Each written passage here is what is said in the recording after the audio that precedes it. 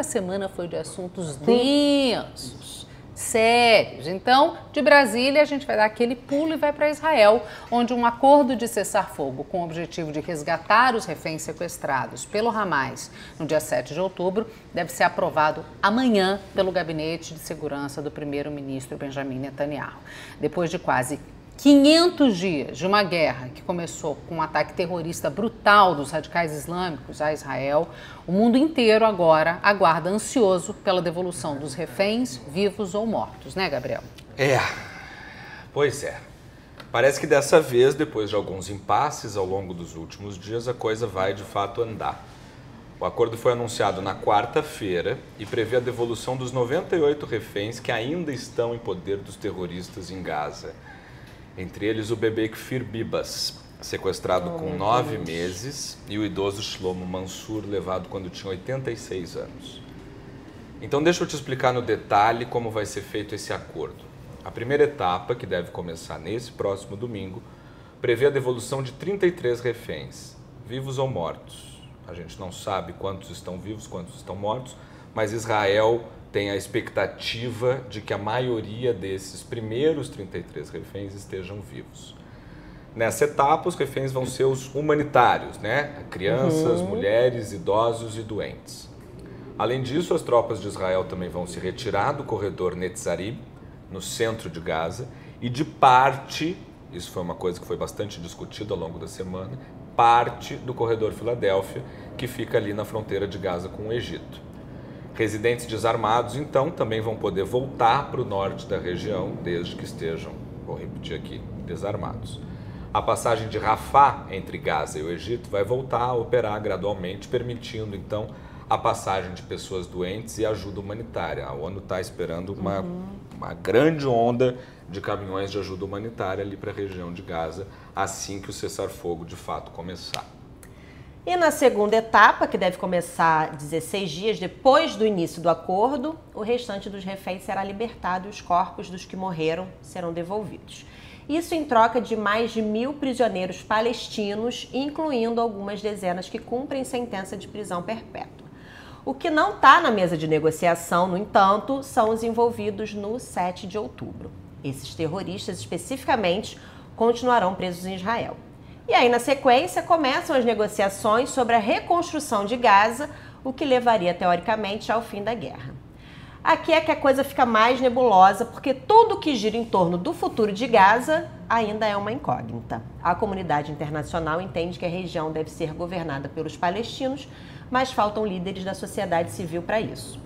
Israel, Emirados Árabes Unidos e Estados Unidos têm conversado sobre uma administração provisória para administrar a região até que a autoridade palestina reformada possa assumir o controle. Aquele tititi eterno, né? Vai ter 2 estados? Não vai ter 2 estados. Quem controla a região são, de fato, os palestinos? Porque até o início de tudo que aconteceu, a autoridade palestina não era ser a pessoa mais benquista pelo Netanyahu, até que o Hamas virou um grande vilão nessa história. E eu acho importante a gente falar assim, é óbvio que você ter reféns, e é isso que o Gabriel vai falar daqui a pouquinho aqui, como bebês envolvidos ali, é uma coisa tenebrosa. E assim, é a volta dos reféns e finalmente a gente poder ver Gaza longe de bombardeios que estavam acontecendo até ontem. Então assim, se a comunidade internacional quer de fato que Gaza deixe de ser bombardeada e que pessoas morram à torta e à direita por ali,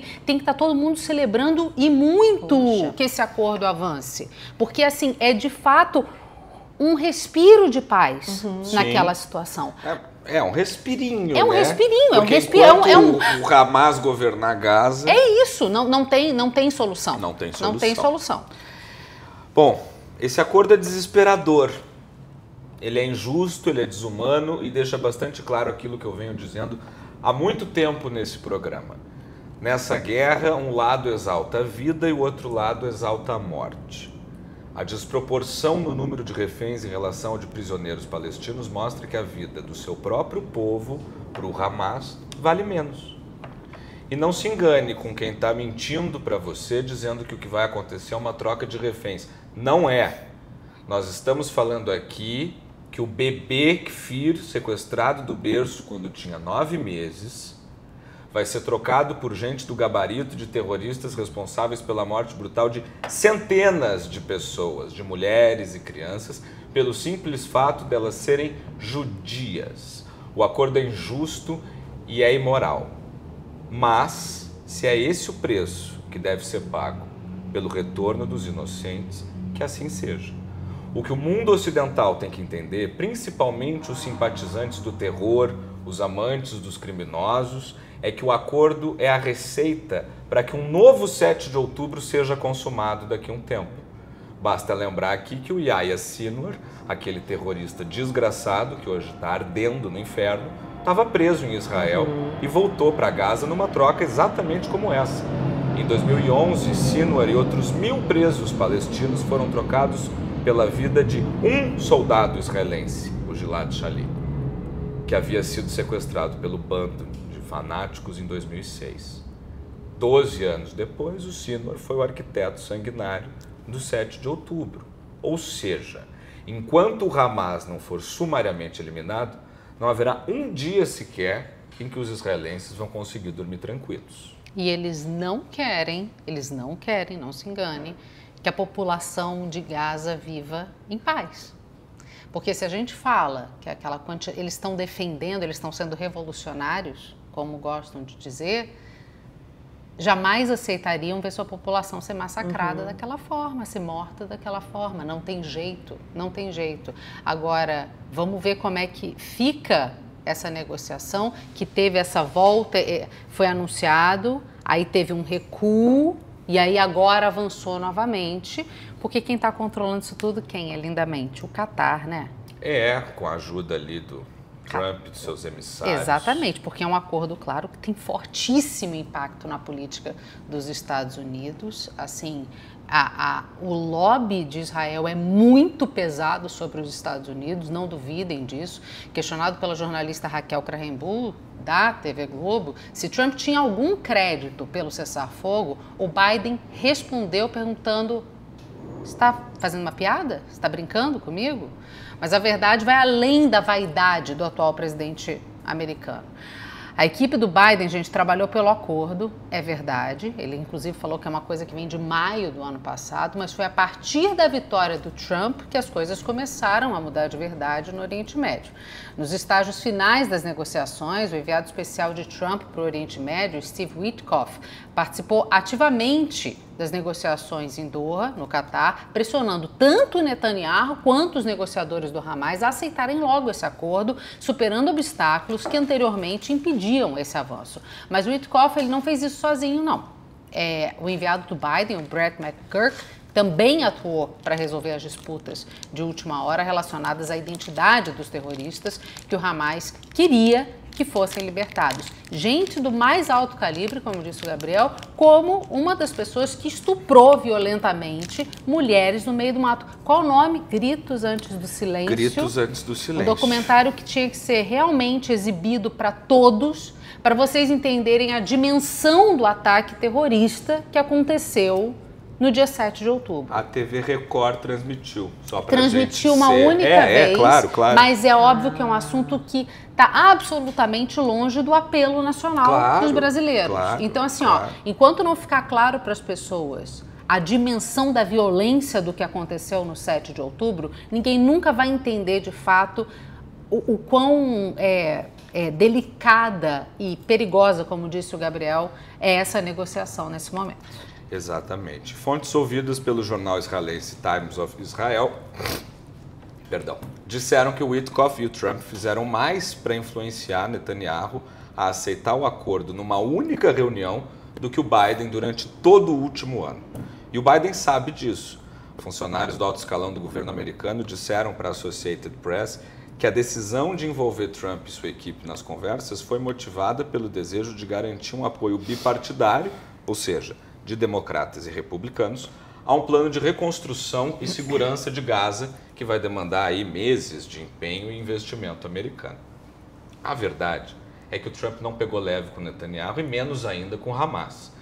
Apesar das bravatas do Laranjão em relação à Groenlândia, ao Canal do Panamá e ao Golfo do México, o novo presidente dos Estados Unidos vai começar o seu mandato com uma baita vitória nas costas, né? Poxa. É realmente impressionante. Porque tudo acontece há dias, né? Há 5 dias da posse. E não é por Trump. Coincidência. Não é por coincidência, todo mundo sabe disso. No fim do ano passado, a gente noticiou aqui, o Trump tinha postado um negócio bem duro acho bom até a minha posse os reféns serem devolvidos, senão Gaza vai ver uma destruição que ela nunca viu antes. Exatamente. O país não, né? O território já está em ruína. Então, exatamente. O que seria, né? O que seria? A destruição sem precedentes. E, Kennedy, a gente vai respeitar a sua opinião, mas eu acho que não é muito assim, não. Que o Kennedy falou, Israel deveria ser destruído, roubar essa um local, opinião dá para respeitar. não deveria acontecer. Israel deve ser destruído, é uma insanidade, uma insanidade. ignorância. Não, como não, dizer que o Brasil deveria ser devolvido aos Vou respeitar Guaranis. o seu direito de falar, Não, fala o que quiser. Porque assim, é muito equivocado, Kennedy, é muito equivocada essa sua frase. Ninguém roubou nada de ninguém. Foi uma decisão, enfim,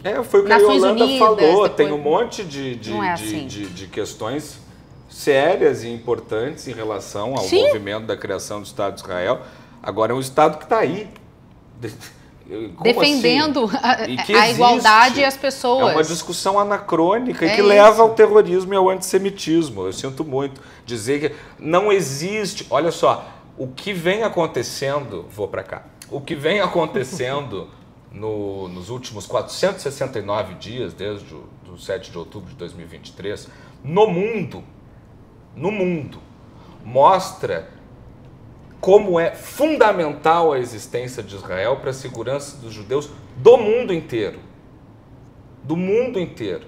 Ali no entorno você tem 22 países árabes. Você tem um país no mundo que é um Estado judeu. Um território que foi concedido pelas Nações Unidas e que antes de ser Israel era governado pelos britânicos e antes disso pelos otomanos. E antes disso, e a gente pode ir indo. É assim que se faz geopolítica. E Kennedy, já que você está disposto a estudar, como você falou, cara, assiste o documentário Gritos Antes do Silêncio. Assiste, não perde não. Ele está na plataforma da Record de streaming, que eu esqueci o nome agora, mas tem em inglês, com legenda em inglês no YouTube, se você quiser ver. Screams Before the Silence, ou não Eu acho que é Scream Before the Silence. Eu acho que é literal mesmo. E lembrando sempre que a gente não está aqui fazendo proselitismo pró-Netanyahu, pró-morte de inocente. É claro que não. Não é isso. Não, William, eu não estou perdendo tempo lendo um comentário desse. Eu estou lendo um comentário que a gente lê vastamente na internet e que precisa ser bem esclarecido. Não é perda de tempo, não. A gente tem tempo suficiente na internet para fazer um programa de 5 horas, se a gente precisar, e retrucar esse tipo de comentário, sim. Porque, eu não sei, ninguém pede pelo fim da Rússia, né? Tem que acabar a Rússia. Imagina! Tem que acabar porque eles estão invadindo. Não pede. Não. Mas lá tem algum problema? É que não tem muito judeu. Tá.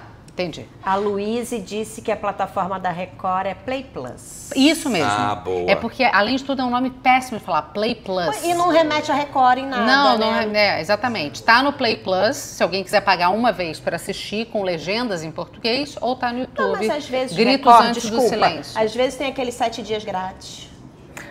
Às vezes tem 7 dias grátis. Vocês podem entrar, experimentar e depois cancelar para assistir esse Gritos Antes do Silêncio, que de fato eu acho que é dos documentários mais... Eu comentei nas minhas redes sociais, é chocante, é de dar enjoo de verdade para ver o que aconteceu no 7 de outubro.